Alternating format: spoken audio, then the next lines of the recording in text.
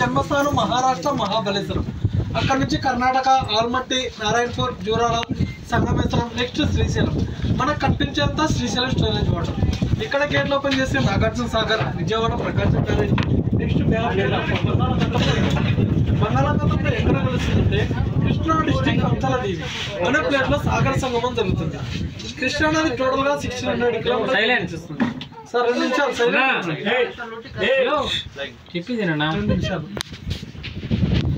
ఇలా 16 కిలోమీటర్ల ప్రయాణం చేసినట్లయితే శ్రీ అక్కమహాదేవి కేవ్స్కి వెళ్ళవచ్చు. విన్నారా పేరు అక్కమహాదేవి? ఆమె కర్ణాటక ఆడపడుచు. 12వ శతాబ్దంలో ఈ మల్లికార్జున స్వామిని వివాహం చేసుకోవాలనే సంకల్పంతో కర్ణాటక నుంచి కాలినడకన వ్యవస్థగా నడుచుకుంటూ వచ్చి ఇక్కడ బ్రహ్మరాంబ మల్లికార్జున స్వామిని దర్శనం చేసుకుని దాదాపు 1,00,000 సంవత్సరాల కింద ఏర్పడే కేవ్స్ లో కొన్ని సంవత్సరాల పాటు తపస్సు చేసింది.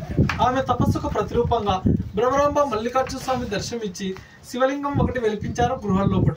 శ్రీశైలంలో ఉండే లింగాన్ని జ్యోతిర్లింగం అంటాం. ఆ కేవ్స్ లో ఉన్న లింగాన్ని స్వయంభులింగం అంటారు.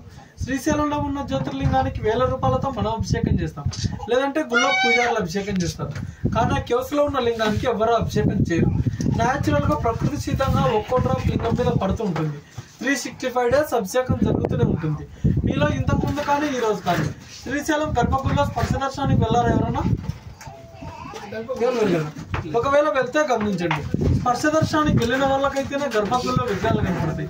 గర్భగుడిలోకి ఎంటర్ అయ్యేటప్పుడు లెఫ్ట్ సైడ్ ఒక నల్లరాత్రి విగ్రహం ఉంటుంది. ఆవిడ అక్కమహాదేవి. మళ్ళీ రిటర్న్ వచ్చాక 2 విగ్రహాలు ఉంటాయి. హేమారెడ్డి మల్లమ్మ, సిద్ధిరామప్ప. వీరు ముగ్గురు మనలాగా మానవ జన్మ ఎత్తిన వాళ్ళే. మనలాంటి మానవ జన్మ ఎత్తిన వాళ్ళ విగ్రహాలు తీసుకెళ్లి శ్రీశైలం గర్భగుడిలో స్వామివారి ముందు పెట్టారంటే ఆలోచించండి వాళ్ళ భక్తి ఎటువంటిదో, వాళ్ళ చరిత్ర ఎటువంటిదో. ఇదే శ్రీశైలం డ్యామ్ లేదా శ్రీశైలం ప్రాజెక్ట్ అంటుంటారు.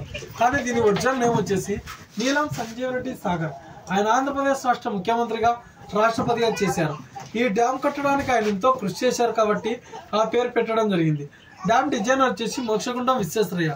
1963 నుంచి 1983 వరకు 20 ఇయర్స్ పట్టింది డ్యామ్ కట్టడానికి.